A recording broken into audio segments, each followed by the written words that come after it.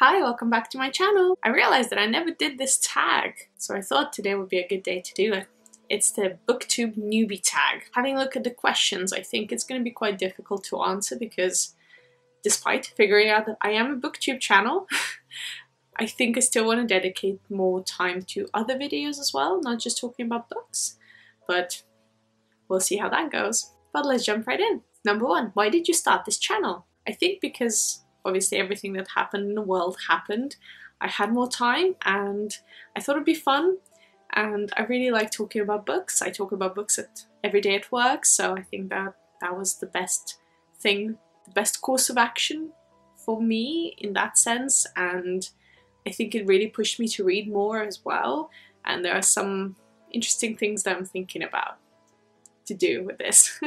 What are some fun and unique things you can bring to BOOKTUBE? I don't think I'll be anything special, to be honest. I don't think I'm going to change the BOOKTUBE world or do anything amazing like Books and Lala or Jessie the Reader, any of your favorite booktubers. I'm not that. I like a lot of different things, and books being one of them. I don't think my life necessarily circles around books all the time, so I'm definitely inspired by other people, and a lot of the things, a lot of inspiration that I have are from amazing people that I watch on YouTube. So if you ever see something, I will always credit anyone that I'm inspired by, but I think that's what makes it amazing, is that someone can come up with something and they can inspire everyone else to do it, even if it's just one person. What are you most excited for about this new channel? That's a really good question. I think I've mentioned it before, is that I never really had confidence to put myself out there, and I think this has been a great learning curve for me, and I want to inspire the people to be themselves and just put themselves out there if they feel like they want to, and don't feel pressured to fit into a box or fit into some sort of a mold of someone else thinks that you have to be, and just do whatever you want. I look like this today. I literally just came back from work and I was like, I really need to film. And wearing a mask has really messed up my face and it's been difficult, so just do what you can and make sure you put in the effort, make sure you do it with passion. I think it then translates into your work and it really shows. Why do you love reading? I have always loved reading. I think I've always enjoyed stories.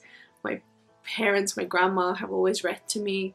I remember one of the books that my grandma used to read to me was Fairy Tales by Hans Christian Andersen, and I have these two books. One is a red, one is a green, like leather-bound covers, and those are just my childhood favourites, and I just remember the gritty, dark stories that he used to tell through his work, and I don't think they are necessarily suitable for children, especially back then when I'm sure they were unabridged as well. So, but I have such great fond memories of that, and I guess reading during school was quite straightforward. I would just mostly read what was on my curriculum, and after that I think I fell in love with reading when I think I was 19, and I just started reading just a bunch of different things, and here I am. What book or series got you into reading? I think for a lot of people, especially around like my age or people who grew up with the biggest phenomenon in the writing world, in the book world, Harry Potter. I'm not gonna lie, Harry Potter was there for me. I don't think I was 11 when I found it. I think I was 8 when the first book came out, or at least when I was given it. But after that, I just really enjoyed reading them, and they were just so imaginative, so creative, and by the time the new books were coming out, I actually waited 2 years to read the final book because I just couldn't bring myself to read it. It was just such a difficult thing for me. What questions would you ask your favourite booktubers? That's a really good question. I have no idea. I 100% I'll probably never meet anyone on BOOKTUBE. I'm very introverted. I find meeting new people very difficult in the first place. I think one of my favourite questions maybe would be to ask is, which author would they like to sit down and talk to about their books or something? I think that would be really cool. I used to say J.K. Rowling, but not anymore. What challenges do you think starting a BOOKTUBE channel would be the hardest to overcome? I think finding time to obviously juggle between reading, that would fuel the content for the BOOKTUBE. I have a couple of ideas inspired by other booktubers where you read certain books inspired by something, but it's so hard to find time to focus on that particular topic or something if let's say if you're necessarily not into it usually. So I don't know how to do it. I don't know how to do it well, and I'm definitely 100% not as entertaining as a lot of people, so you know, we'll see. But I think also finding time to edit, like you could film any day, you could film anything really, but it's the editing that really takes time. And I have really learned, I don't know if other people do that as well, but when I first started recording, there was a lot of ums and oohs and breaks, and now I just try to edit myself while I film, so there's less editing. So I might release like a blooper thing one day. That I thought that would be funny, to just have a look at how you actually film and what like the final product looks like. So instead of umming and ahhing and doing something, you just take a pause, literally break up your speech, and then you continue and you just cut them together, and then you have a coherent sentence.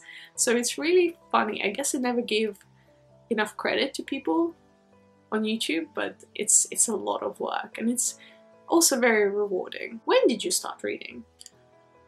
Ooh, I think I mentioned it in one of my previous videos. I think I was read to when I was really little, but I think one of the first books that I remember reading was The Sword Quest. It was more of a find things on this page and kind of create things in your head kind of reading.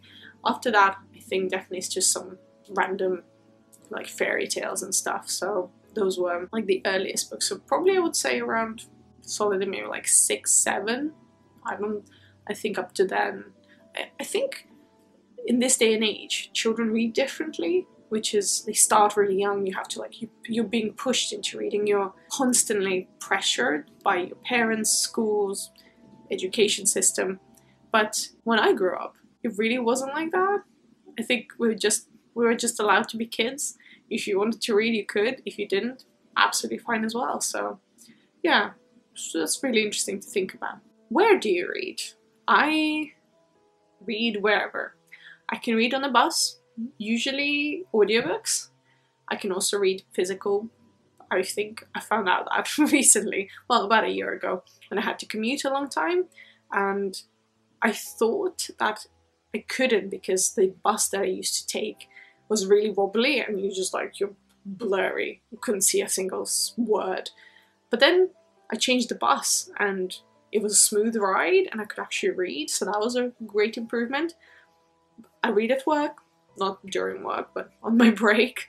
I read at home, I read in bed, I read sitting down, I read whenever I have time. I read when I'm cleaning, because audiobooks is a valid reading.